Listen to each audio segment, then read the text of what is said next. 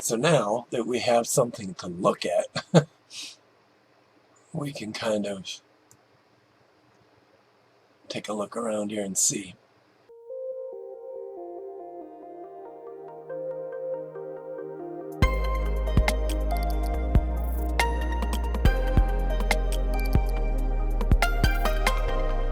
So,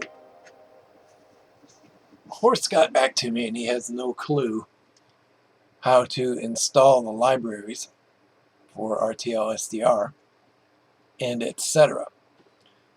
Since I was already planning on building a new machine for this to run remotely upstairs, so I have a better shot, putting an antenna in the attic. In other words, I was going to remote the SDR up there and then access it over the home network. So it's a good time to start a new machine load. So I'm actually going through the first steps here. It's going to take a minute. I'll fast forward through the relevant parts, or through the irrelevant parts, I should say.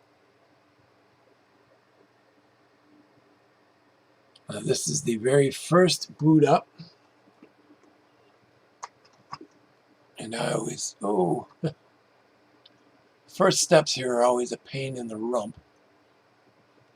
Has that always been there, or have I just never noticed the fact that it shows the IP address above next? I just never noticed that, I guess. Nope. Click too soon. Back. I'm using a touchpad to do this, so it's a little sketchy. Chicago time zone. Use US keyboard. I don't necessarily need the US language, or English language.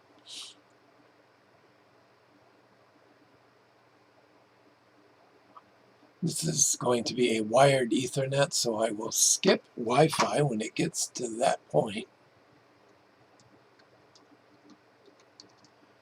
As always, make sure you set a password.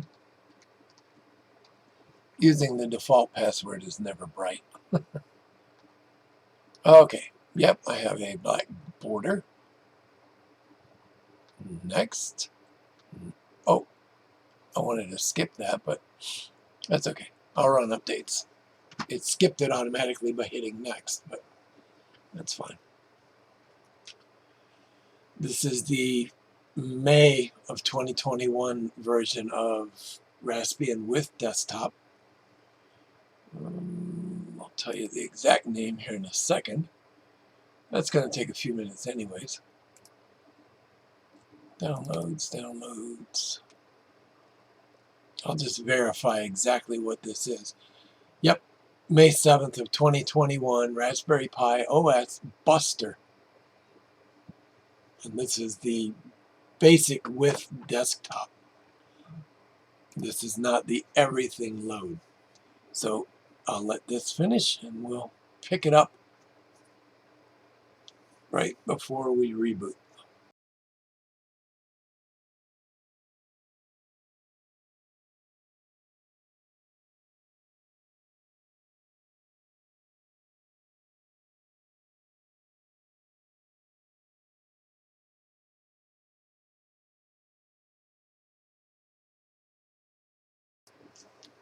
Okay, so the system, wrong.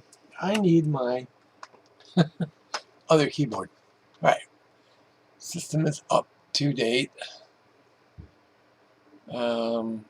Later, right off the bat, we're going to go in here to our preferences, Raspberry Pi configuration.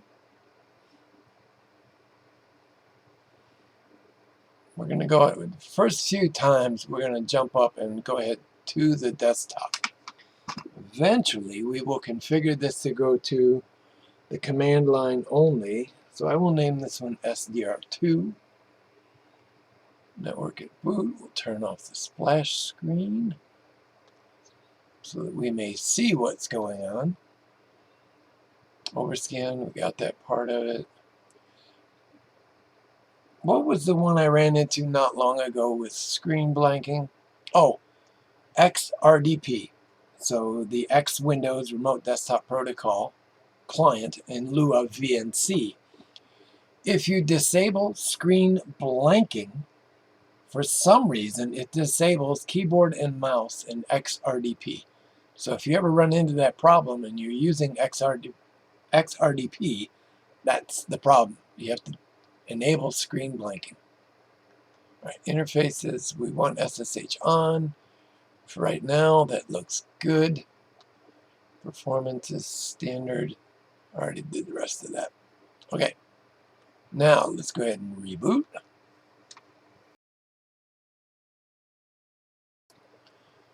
Okay, so now the desktop is up and running. The clock is correct, and it's 24-hour time. So one of the first things I usually do is sudo apt install xrdp. There's pros and cons to whichever remote environment you choose. VNC, to me, always feels clunky. XRDP is a little quicker, a little smoother. It's still clunky, but it's better than VNC. Oh man, typos kill you every time. XRDP. Yep, we're going to do this.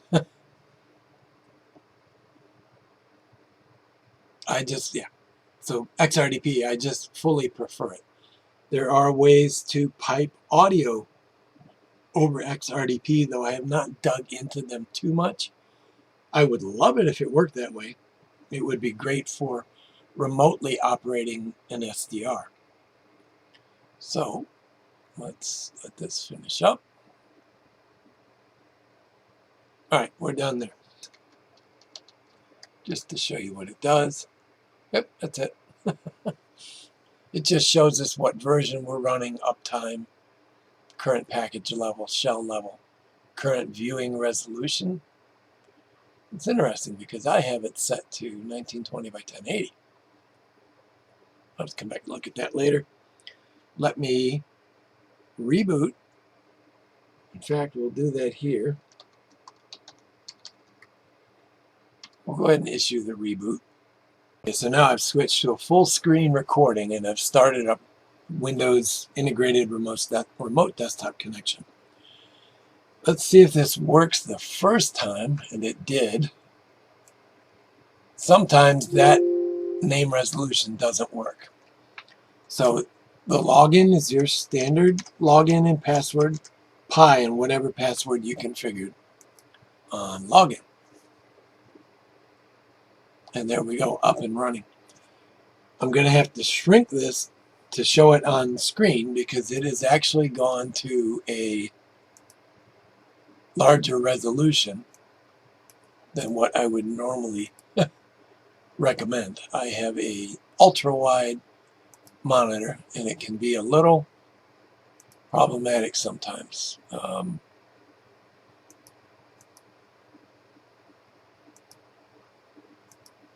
just making sure everything's correct.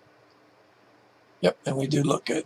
Okay, let me now switch over and I'm going to focus in on just one area of the screen here so we can get text large enough to read. Okay, so now we're up and running. We're ready to start the RTL library install. A couple things you need to check. Make sure Git is installed. It is, because you're going to need Git to download all of the references or all of the library files and etc. So what have I always said? Make sure the system is completely up to date, which we know it is because we just did it, but I go through it every time, no matter what. We might need, I'm reading ahead on my notes, sudo apt. We might need cmake.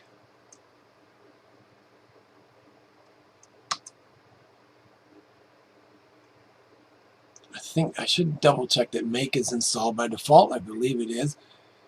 If you're not a programmer, don't worry, you don't need to be one for this, but it's just to give you the idea. Make and CMake are compile programs. Just make sure make is there. Good. Okay. Those are programs used to compile programs.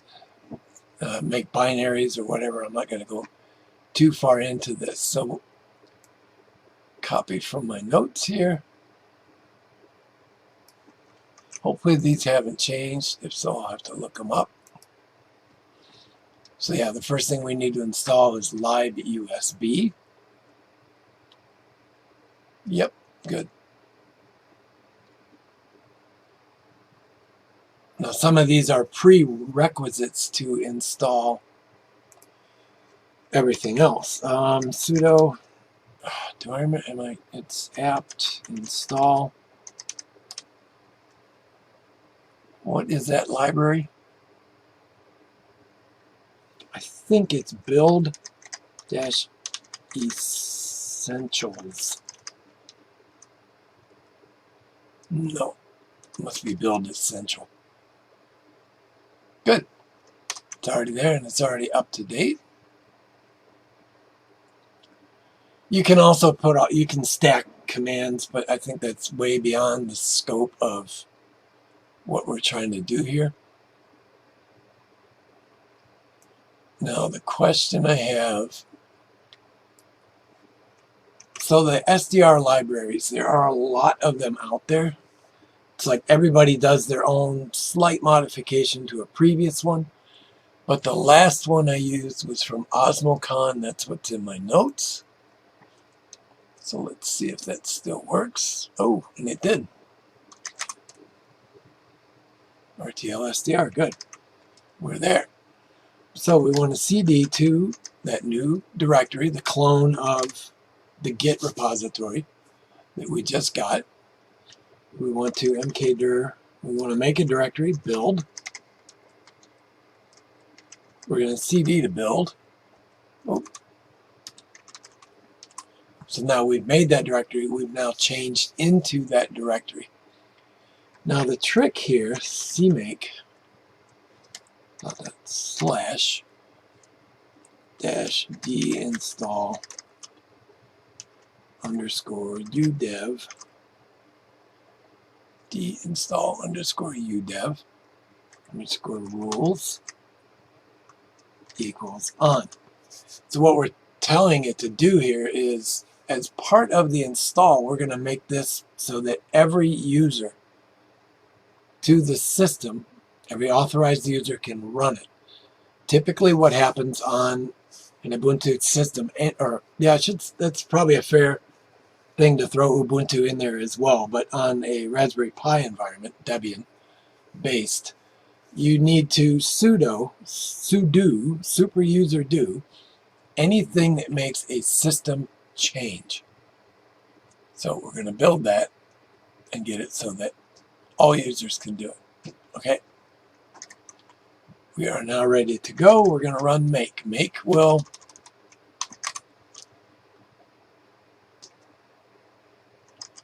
we're going to take a look at the make file. These are all of the things that make will do as part of this build. Right? So instead of us having to go through and do all of these things by hand, simply typing make reads the contents of the make file and does it. There are ways that you can speed this up, but that's, again, that's beyond the scope of this. But there's a way that you can fork it to use all 4 cores of the processor so it goes quicker. But as you see, this is relatively quick. So the next thing we want to do is sudo make install, which is now going to take our build using sudo writes to the system and move everything around and copy things where they need to go and get everything else ready for us to run. Ta-da! Very quick. Never hurts to go back up and look and just make sure you have no errors. but we have a successful build. Sudo ld config is our next item. If this is successful, we'll know that the dongle worked. Yep, no runs, no drips, no errors. Alright, so now we cd to root, make sure we're in our home directory. pwd means present working directory. Now, I'm going to copy. I think I had to change this last time, but let's see.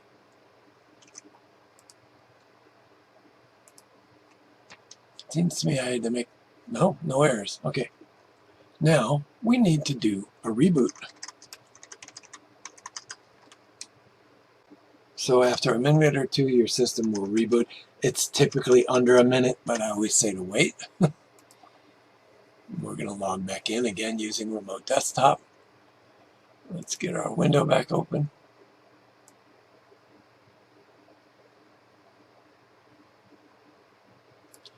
Trying to resize things here so you guys can kind of see what's going on while I'm working. That's close enough, right? Okay, so now we've done our RTL-SDR library install and build and complete install. We've rebooted as directed. So now you can plug in, and while I say that, I'm going to do it, your SDR. Give it just a minute. Now we can do our RTL test, which you may remember from the video the other day. Okay, good. And you can see too, if you watch the serial number change video, you can see that this is one of my new... Oh, failed to open it. What was the RTL... let's see.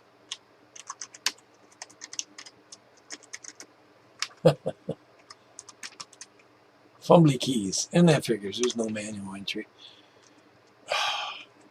Is it -T?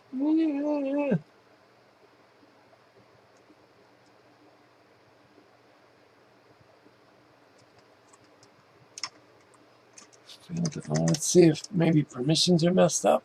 Nope. Well, it does see it. So let's take a look at RTL EEPROM.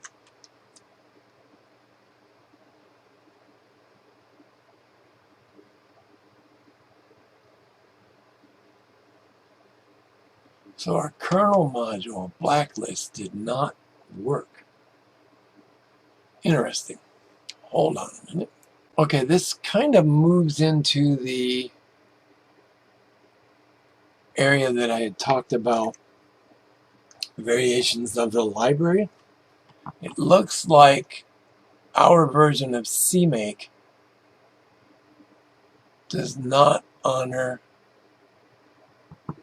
one of the changes. Hold on, let's try one more here. Make sure. Okay. No arguments. Let's try RTL test one more time. Failed to open it, which means in this case the kernel has probably gotten a hold of it, and like it mentions there, we need to blacklist that kernel module. So we're going to go to Etsy.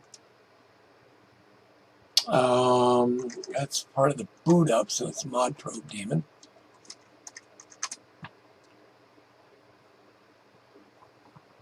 No RTL conf is not there. Haha! The blacklists are there. Okay, that's interesting. So let's sudo nano no-rtl.conf.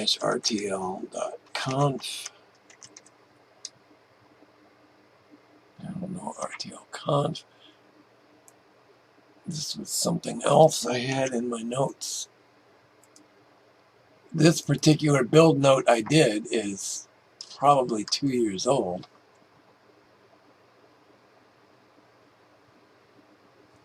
I'm just reading the notes here.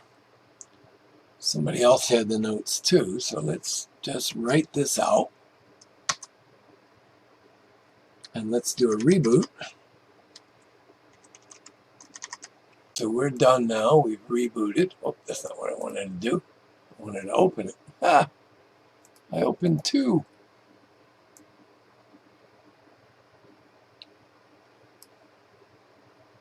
A little bit of lag on my network.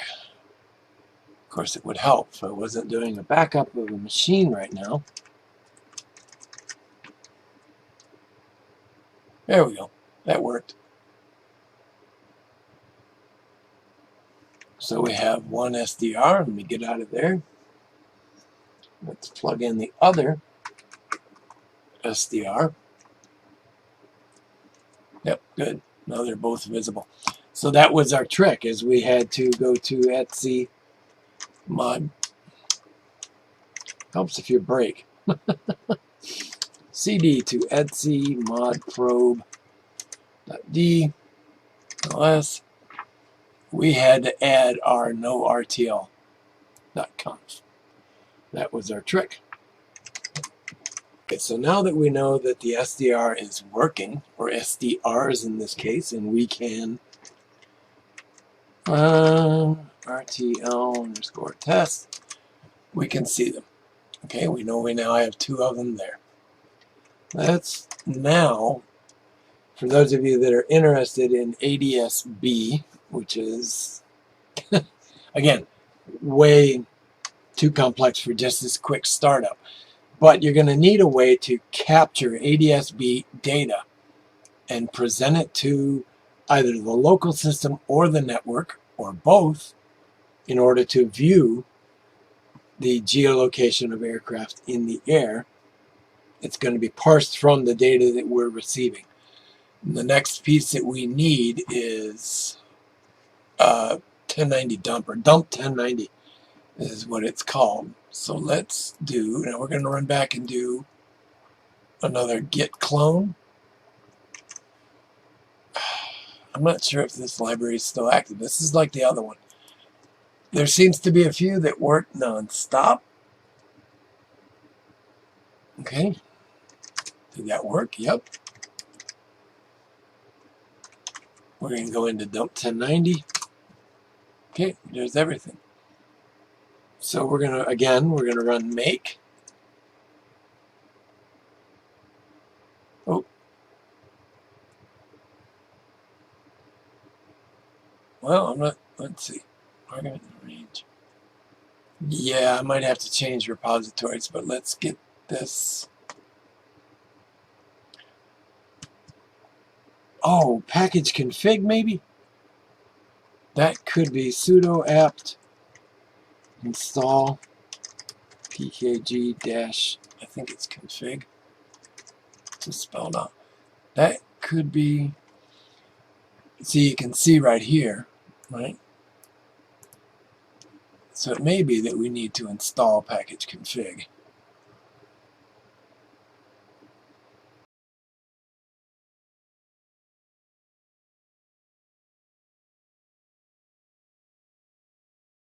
All right, let me switch SDRs here and plug in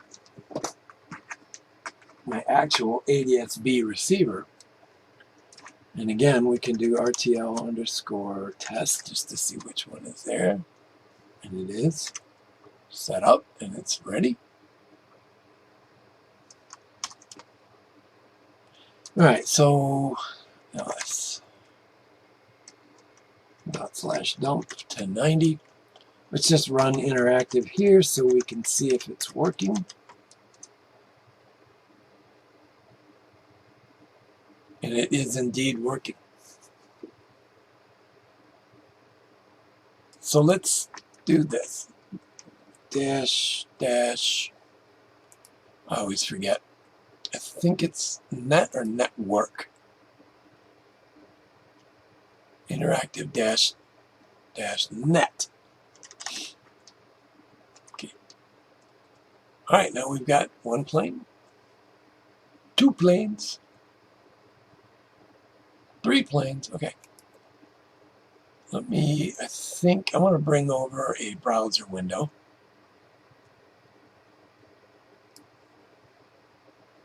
And that's probably good enough. Localhost colon 8080 should be the default. Okay, good. Oh, it's not zeroed on us. That's right.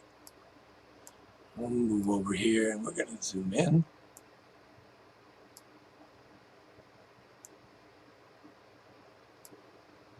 So now this is direct from dump. We can see our 3 visible aircraft, and we have a 4th one that's not visible. So we know the ID, we know the flight number, we know it's squawk on 2 of them anyways. We know the altitude that they're flying at. We know their speed, their track in degrees, right? So it's pretty straightforward. You'll find that this actually can be rather boring. So let me go over and I will fire up virtual radar on my local PC and we'll take a look at this through virtual radar. So now that we have something to look at, we can kind of take a look around here and see. So here's our 2 aircraft that we can see right now. N90A or N90AT. By clicking on the aircraft, we get the registration number, the airline, ownership, type of aircraft, altitude. You can see what you get here. What's nice is a lot of times you can actually get pictures of the aircraft right here. I've noticed this is hit or miss with the actual route that the plane is flying. I'm not 100% sure. Is this a signal issue or is it just, that they're not squawking the destination? So we picked up a couple more planes here. Could be outside of my circle. So I have these set up at 25 nautical mile ranges, the rings. Typically does not come with rings. It's an option that you set up, which we'll go over in a minute. So what do we got here? Delta again. Got another one cruising through. 38,000. Now again, I'm in my office in the basement. I don't have an antenna. I have an antenna here. It's just sitting in the window, which is one of the reasons why I said at the beginning, I want to get this up into the attic for general coverage. Yeah, to improve the general coverage. Need more caffeine. I like the wake turbulence heavy. Here we go. Now we just got an updated route on this one, which would make sense. That makes me think more that it's reception. All that took, what did we spend, 15 minutes? Not counting the time it took to load the operating system. That's a whole separate video. I've already done one on that. All right, guys, that's it for today. Hope that explains some things. We'll see you soon.